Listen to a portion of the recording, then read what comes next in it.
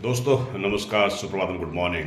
My name is S P Joshi और स्वागत है मेरे आज के ब्लॉग नामों किसानों में।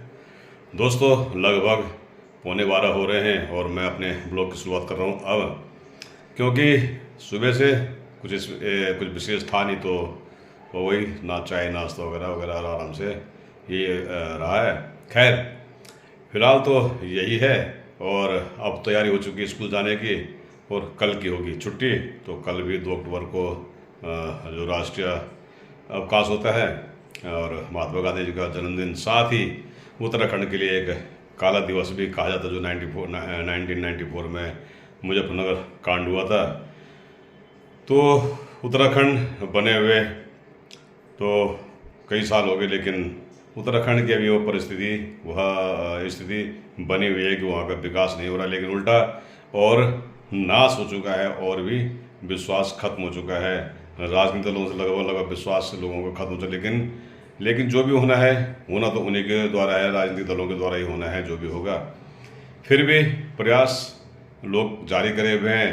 इसी तर्ज पर लगातार कई रैलियाँ होंगी, कई आयोजन होंगे, कई चीज़ें होंगी, लेकिन उसमें राजनीति की कहा जाता है कि चीज़ों को सुधारने और बिगाड़ने के लिए भी राजनीति ही है, लेकिन फिर भी देखते हैं कि कैसी आगे की राजनीति होती है और कैसे आगे की व्यवस्थाएं बनती हैं। क्योंकि उत्तराखंड की व्यवस्थाएं बहुत ज़्यादा आमूलचूल परिवर्तन की आवश्यकता है। यानी कि दिल से काम करेंगे तो कुछ ना कुछ होगा। वही मैं अभी एक ग्रुप है हमारा यमकेश्वर का, जो यमकेश्वर जिसमें लोग हैं, काफ़ी सम्रांत लोग हैं, काफ़ी लोग हैं उसमें भी स्पष्ट यही हुआ है कि यह ग्रुप, मैंने ही प्रश्न उठाया कि यह ग्रुप किस लिए बनाया गया। यदि पंचायत चुनाव को देख के बनाया गया है तो हमारा उसमें कोई जगह नहीं बनती। यदि कुछ और चीज़ों के लिए बनाया गया है तो उसमें हमारी कोई जगह नहीं बनती। यानी कि राजनीतिक अखाड़े के रूप में बनाया गया तो हमारे उसमें कोई जगह नहीं बनती है। लेकिन यदि उस ग्रुप में कुछ अच्छी चीज़ें निकलती हैं तो बहुत अच्छा रहेगा, क्योंकि हमारे यमकेश्वर को आवश्यकता आजकल विशेष रूप से सामाजिक लोगों के, जो अपने समाज के अपने यमकेश्वर के हित में सोच सके। सिर्फ ग्रुप बना के व्हाट्सएप यूनिवर्सिटी चला के मुझे लगता है कि कोई फ़ायदा होने वाला नहीं है। यदि आपने लड़ना है तो ज़मीन पर उतरिए और ज़मीन पर उतर कर लड़िए, और नहीं लड़ना है तो फेसबुक व्हाट्सएप इन चीज़ों में कोई फ़ायदा नहीं है टाइम खराब करने से। ये सिर्फ मनोरंजन तक ही सीमित है और लोगों का जगहसाई तक ही सीमित है। तो मेरी दृष्टि से यदि कुछ करना ही चाहते हैं तो करिए, अवश्य करिए, लेकिन उसके लिए आपको ग्राउंड पर उतरना पड़ेगा, ज़मीन पर उतरना पड़ेगा। मैं दिल्ली बैठकर, कोई ऋषिकेश बैठकर, कोई देहरादून बैठकर कोई फैसले नहीं कर सकते हैं। फैसला करना होगा वहाँ पे खड़े होकर। तो चलिए देखते हैं आज की दिनचर्या में फिर क्या होता है। मैं आगे आपसे बात करता रहूँगा। दोस्तों शुभ संध्या, गुड इवनिंग, नमस्कार। और दोस्तों आपको आज का ब्लॉग कैसा लगा अवश्य बताइएगा। लेकिन उससे पहले मैं जो ब्लॉग को बंद करने से पहले, ब्लॉग को आज का समाप्त करने से पहले एक अच्छी खबर भी आपको बताना चाहूँगा कि जो आप लोगों का बहुत बेहतरीन प्रयास था अवनी के लिए, आप लोगों ने काफ़ी अच्छे खासे कलेक्शन भी करी थी और साथ में सहयोग भी किया था और दुआएं भी की थी। तो वह अब आप लोगों की दुआओं का ही नतीजा है और आप लोगों के सहयोग का नतीजा है कि अब सुनने लगी है। और यह अपने आप में बहुत बड़ी खबर है, बहुत बड़ी बात है। और ऐसे ही अच्छी चीज़ें यदि जीवन में आती रहें तो हमें इसी उसमें परिप्रेक्ष्य में कहना चाहूँगा, सबसे पहले जो पहल की थी आदरणीय कंडवाल जी ने, ऋषि कंडवाल जी, जो नीलकंठ सेवा संस्थान के प्रोप्राइटर भी हैं। और उसके बाद में उन्होंने जब एक शुरुआती प्रयास किया एक साइंस संस्था के द्वारा, तो उन्होंने उसके बाद उसका जब चेकअप करा तो उसके बाद एक वो उसका एस्टिमेट वगैरह लेके आए। एस्टिमेट लाने के बाद में उन्होंने सभी को बताया, मुझे भी बताया, और उदयपुर मंडल के अध्यक्ष हमारे बड़े भाई देवेंद्र जोशी जी को भी बताया, और उन्होंने भी इस बारे में अच्छी तरह से संज्ञान लिया और लगातार संज्ञान लेते हुए अपनी तरफ से जितना भी हो सका लोगों से कलेक्शन की, स्वयं भी कलेक्शन किया, परिवार से भी कलेक्शन करवाया, लगभग लगभग मतलब हर तरफ से।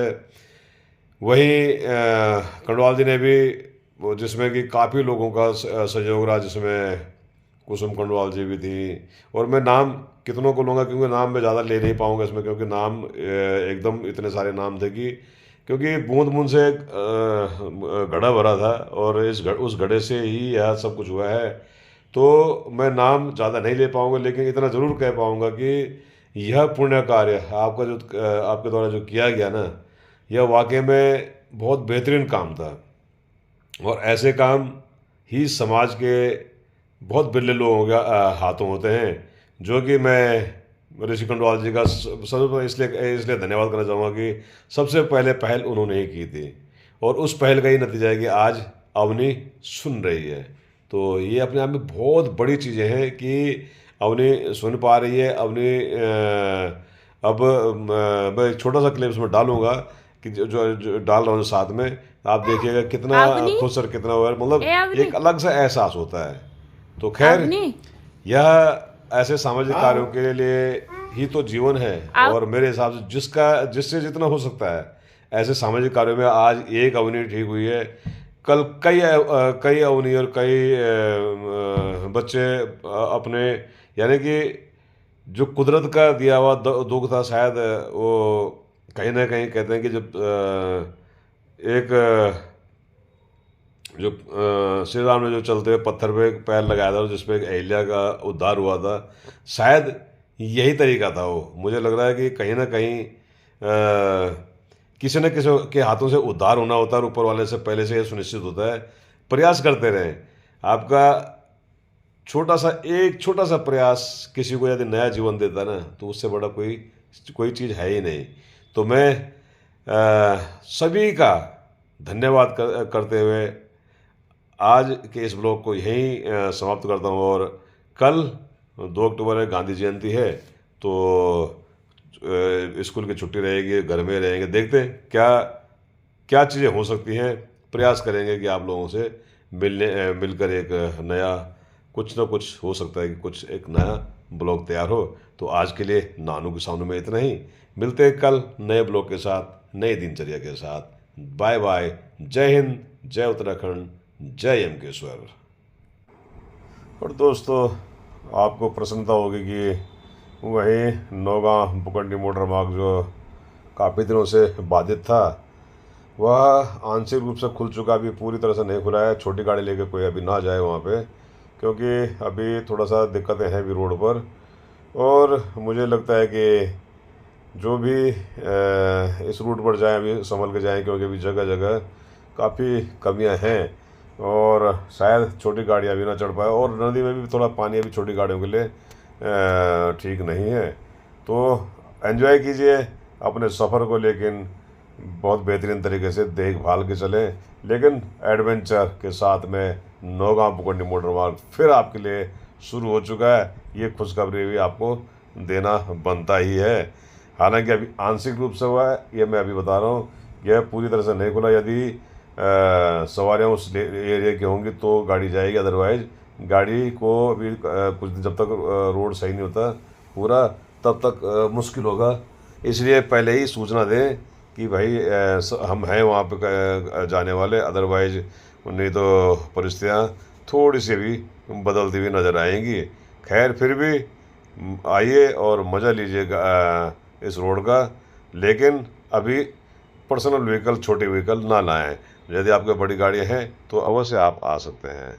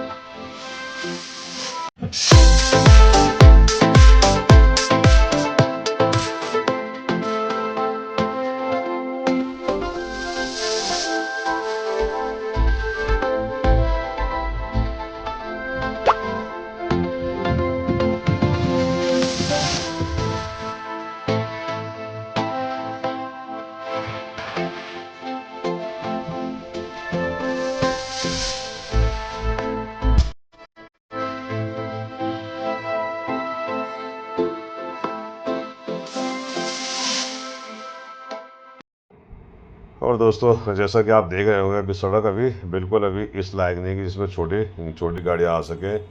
सिर्फ इस समय मजबूरी है कि क्षेत्रीय लोगों को कुछ सेवा देनी, इसलिए वासुदेव टूर एंड ट्रेवल्स की जो गाड़ी है इस रूट पर इन विशेष परिस्थितियों में भी चल रही है और चलती रहेगी, क्योंकि आप लोगों को सेवा देना ही तो हमारा अब मेन मकसद और मेन फ़र्ज़ है। तो एंजॉय कीजिए खूब बढ़िया करके और पूरे साल चलें इस रोड पर, और लेकिन बहुत सावधानी से, एकदम बेहतर तरीके से, और साथ में आप अपना सहयोग भी अवश्य दीजिए, क्योंकि इतना आसान नहीं होता है पहाड़ी रास्तों पर गाड़ी चलाना। क्योंकि फिर भी हम प्रयास करेंगे कि आप लोगों को कहीं पे भी कोई विशेष शिकायत ना मिले, शिकायत का मौका ना मिले, और जहाँ तक हो सकेगा आप लोगों का हम सहयोग करेंगे और आप हमारा सहयोग कीजिएगा। तो रोड की हालत जैसे आप देख रहे हैं, यह रोड अभी बिल्कुल छोटी गाड़ियों के लिए बिल्कुल भी सही नहीं है, इसलिए आप लोगों से अनुरोध है कि अभी छोटी गाड़ी लेकर इस रोड पर बिल्कुल ना आएँ।